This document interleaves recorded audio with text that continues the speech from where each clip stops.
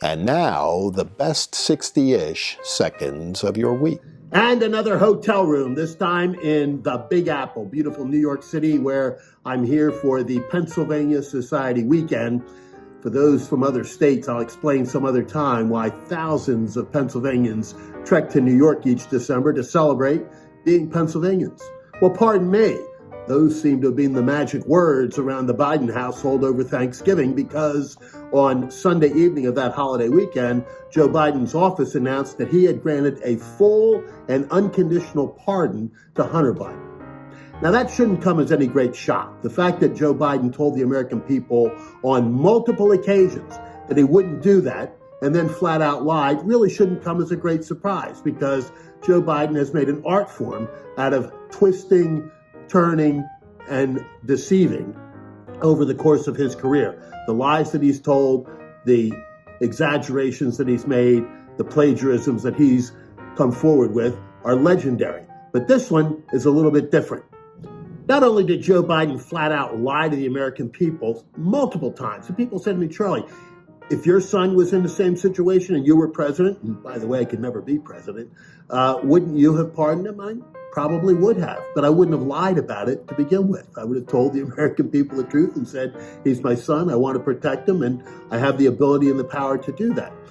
But this is the stuff that really increases the cynicism of Americans about our institutions and about our leaders.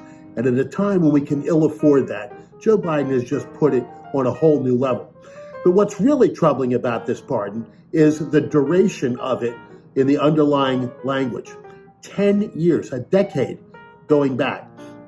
That goes back to the Burisma stuff that he and his father were working on while Joe Biden was vice president of the United States. And there is an underlying concern about all of the corruption that existed then. And by granting this pardon, he really takes himself out of the equation in some respects. And I'll make this prediction. There are more pardons to come, most likely for his brother, and perhaps, maybe, even for Joe Biden himself. Think about it. And another fascinating aspect of this is that these are prescriptive pardons. Pardons for things that haven't yet even been charged in potential cases. Ordinarily, pardons are granted to people who have served their terms, or the sentences that have been imposed upon them have made some act of contrition or outright statement of such, and then are granted pardons. And it's the full power of the president to do that. And we may want to have a national conversation about whether or not that should be a total and unchecked power, which it now is, constitutionally and legally. There's no question about that. But that's a conversation for another day. We're here in New York, and interestingly, at the hotel, which is the flagship of the Pennsylvania Society right now, there was a shooting just yesterday before we taped this. Looked like an assassination, and the killer is still on the run. Gives some a little bit of pause, but most not. But it is kind of fascinating to know that right outside the Hilton Hotel in Midtown New York, where the Pennsylvania Society holds forth, this shooting took place. Another very historic incident occurred there some 40 plus years ago when Ronald Reagan announced his candidacy for the presidency at the New York Hilton. I was so thrilled to be there that night, and I remember it like it was yesterday. And as you know, each week I try to take a moment to reflect upon some folks who have left us. And this week there are two sad items to talk about. One, to be very candid, I wasn't aware of, and it occurred several weeks ago in mid-November, where Richard V. Allen, Dick Allen, passed away, Ronald Reagan's national security advisor. It was a man who was so incredibly kind to me personally. He kind of liked the fact that I spoke some Portuguese because he had spent some time in Brazil, and he and I, both in our less than fluent abilities, chattered back and forth from time to time in Portuguese.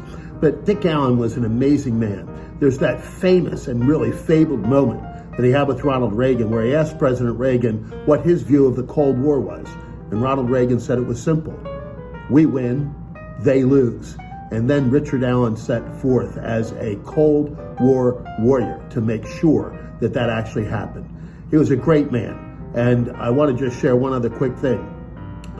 Del Quinton Wilbur, who wrote the book Rawhide Down, which we recommend every year as part of the summer reading list, had asked a lot of questions about the Reagan assassination attempt. And he called Dick Allen, who he didn't know, and Dick said, yeah, I'll meet with you for a few minutes over lunch if you're willing to come to Denver. He went.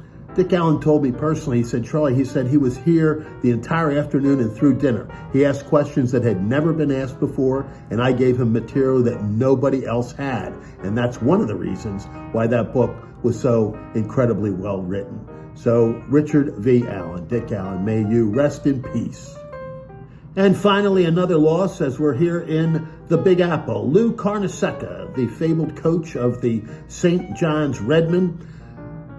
Lou Carnesecca took that program to the finals every year he coached, including that fabled 1985 appearance in the Final Four with two other Big East teams, 3 out of the 4 from the Big East, Villanova and Georgetown, who ultimately played it out for the championship with those Wildcats winning it all. But Lou Carnesecca was a gentleman's gentleman. His fabled sweaters, his incredible sense of humor, his wonderful nature took him through nearly 100 years. He passed away just 1 month short of his century birthday.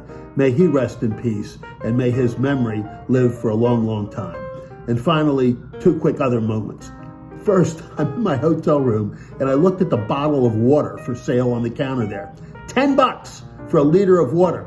So I reflected on that for just a second, and I thought, what's a gallon of gasoline cost today where so many people are complaining about and troubled over? Well, you know, $4 is a high price. How about $38 a gallon? That's what we're paying for water these days. And one other quick factoid that might be interesting to folks, as the new Congress takes over, 60% of those members have only been in Congress during the Trump era. That really is remarkable. We used to have these quote-unquote old bulls who stayed forever and pushed the term limits discussion further down the track. Now you've got a Congress that's really very young, 60% having arrived during the Trump era. And for now, that is the best 60-ish seconds of your week.